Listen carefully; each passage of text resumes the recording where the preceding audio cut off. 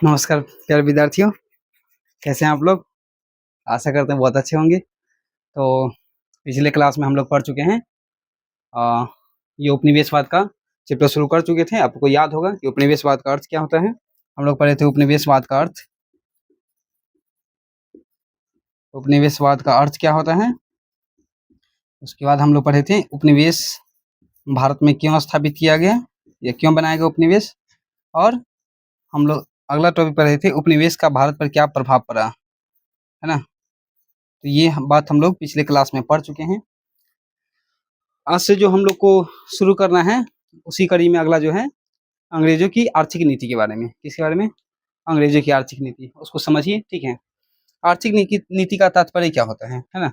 इसको समझिएगा ध्यान से, बहुत इंपॉर्टेंट टॉपिक है। यहाँ ही नहीं आपको काम देने वाला ये टॉपिक, आपको आने वाला बहुत सारे कंपटीशन एग्जाम में ये खासकर ये टॉपिक अवश्य पढ़ना होता है। मतलब बहुत इंपॉर्टेंट टॉपिक है आर्थिक नीति में। जब भी हम शुरू करते हैं बात, तो यहीं से शुरू करते हैं, यहीं से देखते हैं, ठीक है। तो समझिएगा, है ना। देखिए, जब ब्रिटिश सरकार भारत आया और भारत को अपना गुलाम बनाया या उपनिवेश बनाया भारत को, तो उनका एक उद्देश्य था भारत से किसी तरह से धन की प्राप्ति करना। अच्छा, ये जो प्राप्ति करने की बात है वो क्यों? ये बात आता है दिमाग में, तो क्यों? क्योंकि ब्रिटेन में औद्योगिक क्रांति की शुरुआत हो चुकी है 1750 के दशक के बाद। औद्योगिक क्रांति की शुरुआत हो चुकी है और औद्योगिक क्रांति के कारण इनको चाहिए कच्चा माल। तो अब भारत में चूंकि अपार संभावना है, तो भारत से अगर कच्चा माल खरीदते हैं तो इनको खुद अपने देश से सोना चांदी यानी बदले में कुछ तो लाना होगा, तो लाते थे। लेकिन जब इनको बड़ी मात्रा में अगर सामान खरीदना है, तो इन्होंने कौन सा नीति अपनाया? एक फ्रांसीसी गवर्नर था, है ना, डुप्ले नाम का। उसने एक नीति अपनाया कि भारत में ना जो शासक है उसमें हस्तक्षेप किया जाए और शासक को आपस में लड़ा दिया जाए या किसी तरह का मदद कर दिया जाए और उनसे सहायता लिया जाए, पैसा के मामले, धन के मामले में या सैन्य अड्डा के मामले में, ठीक है। तो इस डुप्ले की नीति का पालन किया रॉबर्ट क्लाइव ने, है ना। रॉबर्ट क्लाइव का नाम बहुत सुने होंगे आप लोग। भारत में माना जाता है कि जब 1757 में क्रांति हुई थी, क्रांति बोलना सॉरी 1757 में जब प्लासी की लड़ाई हुई थी, तो इस लड़ाई के दौरान हम देखते हैं कि क्लाइव ने क्या किया, भारत के लोगों को आपस में लड़ाकर, ठीक है, या जो आपस में लोग लड़ रहे थे उसका फायदा उठाकर एक दूसरे का मतलब मदद करके और इसको जितवा दिया। और ऐसे समझिए ध्यान से, है ना, ये क्या है ना, क्योंकि प्लासी की लड़ाई हालांकि आगे पढ़ना है, लेकिन फिर भी समझिए। जैसे मान लेते हैं कि बंगाल का क्षेत्र है और बंगाल में नवाब है, नवाब, ठीक है। तो ये नवाब बनने के लिए बहुत सारे लोग, है ना, चाह रहे हैं कि हम नवाब बने, है ना। तो अंग्रेज क्या किए कि एक का मदद करवा दिए और दूसरे को हरवा दिया। यानी इसका अगर मदद किए तो इसको इसको ये हार गए, तो अभी इसको अपने मर्जी से ये बैठा रहे हैं बंगाल में। क्यों? ताकि हम इससे ना अपना ज़रूरत का जो भी सामान होगा हम इससे ले सकें। लेकिन जब 1764 में, है ना, ये 1757 की बात है, प्लासी की लड़ाई। हालांकि हम लोग आगे पढ़ेंगे, प्लासी की लड़ाई बहुत इंपॉर्टेंट है ना, एक मोड़ है ना, मील का पत्थर है, समझिए कि अंग्रेजों के लिए। क्योंकि यहाँ से ये मानते हैं कि जब लड़ाई होती है, रॉबर्ट क्लाइव इस समय जीतते हैं, बंगाल के नवाब को, सिराजुद्दौला को हराते हैं, तो ऐसा माना जाता है कि अंग्रेजों का शासन स्थापित हुआ। लेकिन फिर भी हाँ, 1764 में ही जब बक्सर की लड़ाई होती है, इस पर हम आगे बात करेंगे, ठीक है। अब इतना समझिए कि बक्सर की लड़ाई होती है तो भारत में एक प्रकार से नियंत्रण स्थापित हो जाता है। भारत का मतलब बंगाल का क्षेत्र बहुत बड़ा था उस समय, है ना, कल भी बात किए थे कि बंगाल का क्षेत्र अभी का समझिए कि बांग्लादेश, पश्चिम बंगाल, बिहार, उड़ीसा और ये झारखंड, ये पूरे क्षेत्र शामिल था और बहुत समृद्ध था, उपजाऊ भी था। तो इसने अपना क्षेत्र स्थापित किया, मतलब कब्जा किया। बंगाल में हम देखते हैं कि बक्सर की लड़ाई के बाद बंगाल में द्वैत शासन की स्थापना होती है। आगे चल के 1772 में, है ना, और ये वॉरेन हस्टिंग्स जो थे वो बंगाल में द्वैत शासन को समाप्त करते हैं, है ना? और भारत में उनको धन की प्राप्ति हो, ब्रिटेन से हमको धन लाना ना पड़े, इनको चूँकि कच्चा माल चाहिए तो इनसे खरीदते थे, तो अब लाना ना पड़े इसलिए क्या करते थे ये कि मतलब अपने भारत में एक प्रकार से नियंत्रण स्थापित किए और लगान वसूलने का तरीका अपनाए। लगान, है ना? यही टॉपिक है, ताकि हम भारत के पैसे से ही यहाँ के सामान को खरीदें और खरीदने के बाद हम अपने देश ले जाएँ और फिर यहाँ पर आकर फिर से बेचें। यानी हमको यहाँ से ना अपनी धन लाने की आवश्यकता नहीं है, मुद्रा लाने की आवश्यकता नहीं है। इनका एक उद्देश्य था बंदोबस्त लागू करने का, ठीक है? ये मेन उद्देश्य था, ताकि हम भारत में ज़्यादा से ज़्यादा धन की प्राप्ति कर सकें, ठीक है? इसी कड़ी में उन्होंने आगे चल के 3 राजस्व बंदोबस्त नीति लागू किया, 3, ठीक है? राजस्व बंदोबस्त नीति क्या होता है? राजस्व का मतलब जो भूमि से आता है, कृषि से आता है, कर, लगान, टैक्स, है ना? कृषि से आता है, उसको बोलते हैं भू राजस्व नीति। और ये ब्रिटिश सरकार ने 3 नीति लागू किया, ठीक है? पहला नीति था अस्थाई बंदोबस्त। बंदोबस्त का मतलब नीति, ठीक है? बंदोबस्त का मतलब नीति। अस्थाई बंदोबस्त, रैयतवाड़ी बंदोबस्त, महलवाड़ी बंदोबस्त। अभी जो हम लोग बात करने वाले हैं, वो बात करने वाले हैं अस्थाई बंदोबस्त के बारे में, ठीक है? तो अस्थाई बंदोबस्त को समझिए, और महलवाड़ी, रैयतवाड़ी जो बच गया उसको हम लोग देखते हैं, अगर समय अभी मिलेगा तो अभी पढ़ाएंगे, ठीक है? नहीं तो फिर अगले क्लास में देखेंगे। लेकिन ये सबसे महत्वपूर्ण अस्थाई बंदोबस्त ही है ना? इसको समझना है, ठीक? बंदोबस्त का मतलब नीति से है, ठीक? ध्यान से सुनने की, ध्यान से इसको समझिए, बहुत इंपॉर्टेंट टॉपिक चल रहा है ये। अस्थाई बंदोबस्त या रैयतवाड़ी बंदोबस्त। देखिए, ब्रिटिश सरकार चूंकि अभी अभी भारत में आए हैं, अभी भी भारत पर कब्जा किए हैं, तो इनको ये बात समझ में आ रही है कि अगर हम भारत में अगर अभी हम खुद अगर टैक्स वसूलने जाए, ब्रिटिश सरकार खुद अगर कर वसूलने जाए, तो उनको हो सकता है कि ये जो किसान है ना? ये अंग्रेज हैं, अंग्रेजी सरकार है, भारत की बात हो रही है, ठीक है? अंग्रेजी सरकार और नीचे किसान है, ठीक है? अगर किसान से ये अगर टैक्स वसूलने जाए, तो इनको डर था कि ये किसान विद्रोह कर देंगे और इनको मतलब यहाँ से जाना पड़ सकता है। एक तो कारण ये है। दूसरा कारण कि ये भारत के बारे में भी नहीं समझ रहे हैं, उतना जानकारी नहीं है इनको भारत के बारे में कि कैसे ये यहाँ की शासन व्यवस्था चलती है ना? और बहुत सारा कारण है। एक कारण में ये है कि अगर नियंत्रण स्थापित करते हैं या खुद अगर टैक्स वसूलने से हैं, तो यूरोप के अन्य भी तो देश आए हुए हैं, फ्रांस आए हुए हैं, डच आए हुए हैं, पुर्तगाली आए थे, इनका भी तो विरोध हो सकता है ना? है ना? तो इसलिए ब्रिटिश सरकार डायरेक्ट रूप से किसान से कर नहीं वसूल कर एक बीच में बिचौलिया लाना चाहते हैं, जिसको कहा गया जमींदार। जमींदार यानी एक तो उद्देश्य या क्यों लागू कर रहे हैं अस्थाई बंदोबस्त को, है ना? यानी इसको कहा गया है जमींदारी बंदोबस्त या अस्थाई बंदोबस्त। ध्यान से समझना है। अस्थाई नाम क्यों दिया गया अस्थाई? क्योंकि ब्रिटिश सरकार को भारत में बहुत सारे काम काज करना पड़ रहा है। काम काज का मतलब प्रशासन को चलाना है, या फिर मतलब पूरे शासन व्यवस्था को चलाना ही है। शासन जब अपने हाथों में ले लिए हैं, तो शासन को तो चलाना ही है। तो शासन को चलाना है, इसलिए इनको अस्थायी रूप से पैसा चाहिए, क्योंकि इससे पहले जो भी लागू होता था, वो 5 वर्ष पर लागू होता था, 10 वर्ष पर कि इतना पैसा वसूला जाएगा, फिर चेंज हो जाता था 1 वर्ष पर, है ना? 10 हला पर पद्धति आप लोग सुने होंगे। तो अंग्रेजों को ये लग रहा था कि अगर हम एक निश्चित आय अगर आ जाए, तो हम कैसे खर्च करेंगे वो पता होगा। जैसे अगर मान लेते हैं मेरा आय अनिश्चित हो, कोनो महीना में 2000, कोनो महीना में 5000, कोनो महीने में 1000, कोनो महीने में 50,000 पहुँच जाए, तो ये तो मेरे को पता ही नहीं चल रहा है कि हम कैसे खर्च करेंगे। लेकिन मेरे को पता चल जाए कि हर महीने में मेरे को 30,000 रुपया आना है, तो हम उसी अनुसार वहाँ खर्च करेंगे। घर पर, है ना, शिक्षा पर इतना, अपनी संरचना पर इतना खर्च करेंगे, ठीक है? तो एक आय निश्चित हो, तो ये भी अंग्रेज का उद्देश्य था कि हम आय को निश्चित कर लें, ताकि हम अपने प्रशासन को सही से तरीका से चला सकें, ठीक है? तो अस्थाई बंदोबस्त इसीलिए इसका नाम दिया, क्योंकि जो अंग्रेज हैं वो किसानों से एक मतलब कर वसूलते थे लगान वसूलने के लिए एक निश्चित आय प्राप्त हो जाए। बात समझ में आ रही है? तो नहीं आ रही है तो आप कोशिश कीजिए, मतलब कमेंट कीजिएगा, हम इसको अगले दिन फिर से समझा देंगे, ठीक है? लेकिन इसको समझिए फिर से, है ना? ब्रिटिश सरकार चाह रही है कि सर हम प्रशासन को चला रहे हैं तो एक आय निश्चित हो जाए ताकि हम शासन को सही से चला सकें, ठीक है?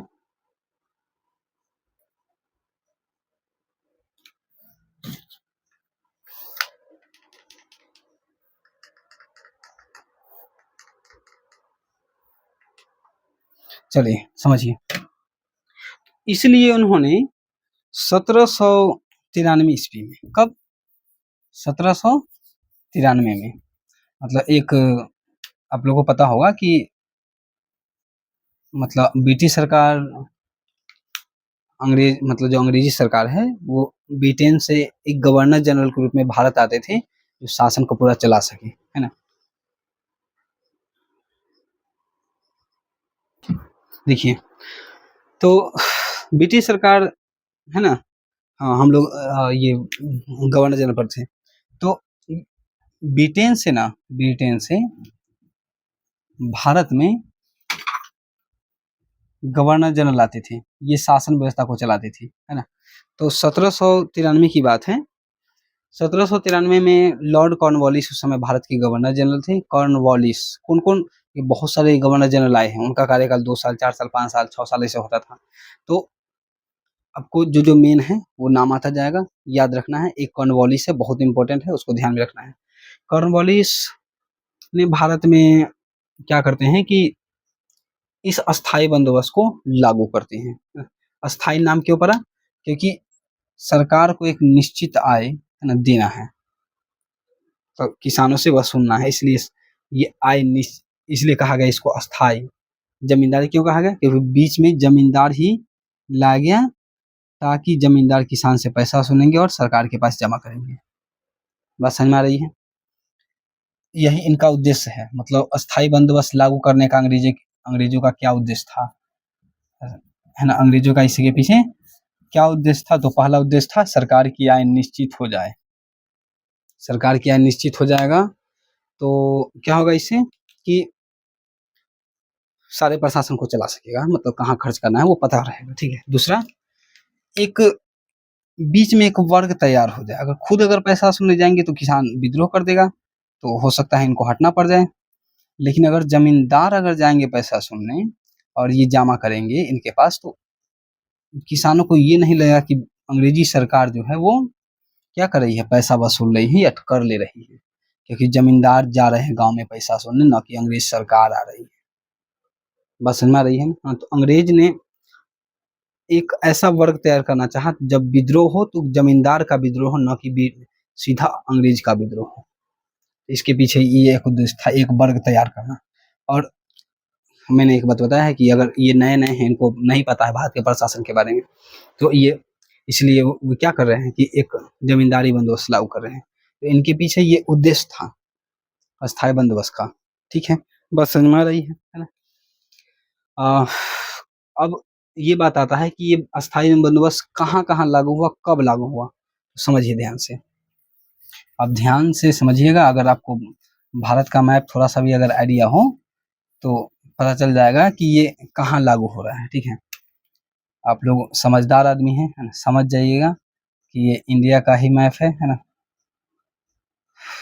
ये कुछ ज़्यादा ही ऊपर भाग गया है, लेकिन कोई ना, आप लोग बहुत समझदार आदमी हैं।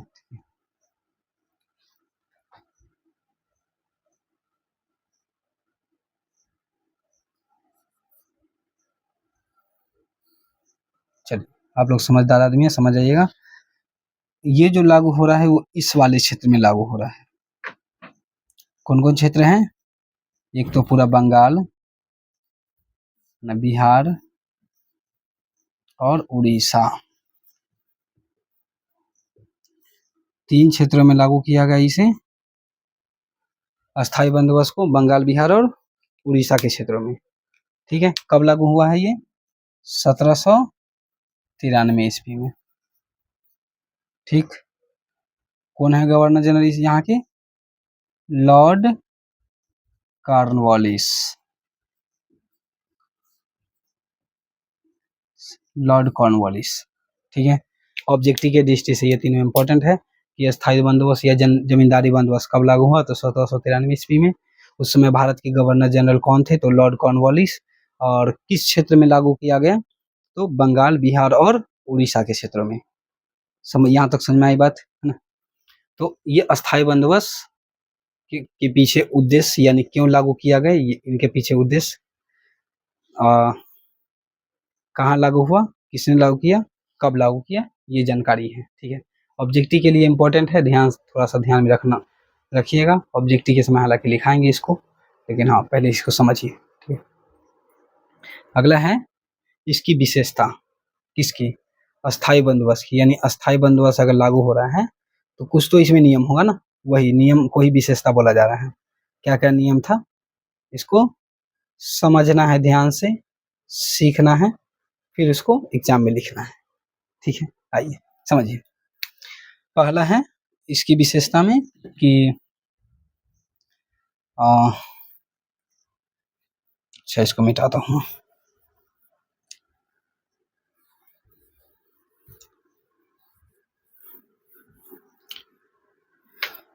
पहला विशेषता में है कि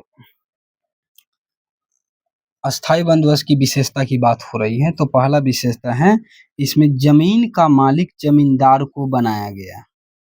जमीन का मालिक किसे बनाया गया, जमींदार को बनाया गया। ठीक है, जैसे ये छोटे छोटे जमीन है ना, तो पूरे के पूरे जमीन का मालिक जमींदार को बनाया गया था। ठीक है, इसलिए नाम ही पड़ा है जमींदारी बंदोबस्त। आय निश्चित है इसलिए अस्थायी बंदोबस्त। ठीक, तो इसमें जमीन का मालिक जमींदार को बनाया गया, न कि किसान को। रैयतबारी में बनाया जाएगा किसान को मालिक, जमींदार। इसमें जमीन का मालिक किसे बनाया गया, जमींदार को बनाया गया अस्थायी बंदोबस्त में। दूसरा, लगान निश्चित कर दी गई कि जितना भी वसूला जाएगा वो लगान निश्चित होगा, बदलाव नहीं किया जाएगा। जैसे अगर मैं आपके घर गया और आपको घर पर कब्जा कर लिया, ठीक है, अब मैं बोल दिया कि अब हर साल आपको 100 रुपया के रूप में टैक्स देना ही है, तो ये क्या है, लगान निश्चित हो गया। ठीक, समझ में आई बात यहाँ तक। तो ये इसकी विशेषता है। लिखेंगे कैसे इसको, अगर लिखना हो तो लिखिएगा कि अस्थायी बंदोबस्त में जमीन का मालिक जमींदार को बनाया गया।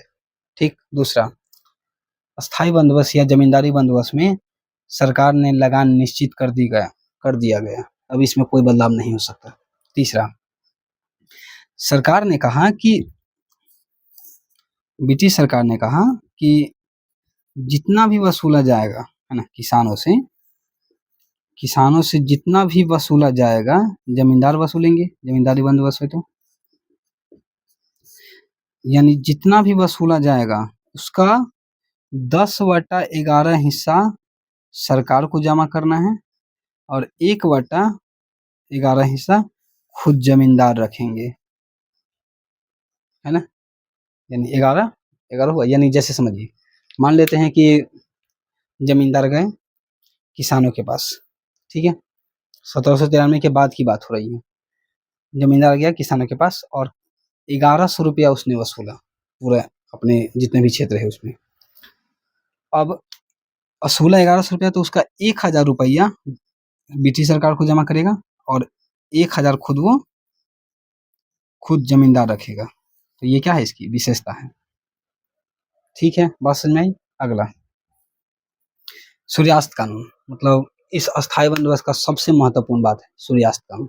इसमें कहा गया ब्रिटिश सरकार के द्वारा कि अगर जमींदार निश्चित समय से पहले, निश्चित तारीख से पहले अगर किसानों से टैक्स वसूल कर नहीं लाते हैं तो उनकी जमींदारी चली जाएगी एक निश्चित तारीख से, सूर्यास्त से पहले मान लेते हैं कि जमींदार को कहा गया कि आप 1 से लेकर 5 तारीख तक, मतलब 5 तारीख तक आपको हर हाल में जमा करना ही है लगान वसूल कर। ठीक है, जमींदार किसान से लगान वसूल कर आपको, जमींदार को कहा गया कि लगान वसूल के जमा करना ही है। एक सेकेंड,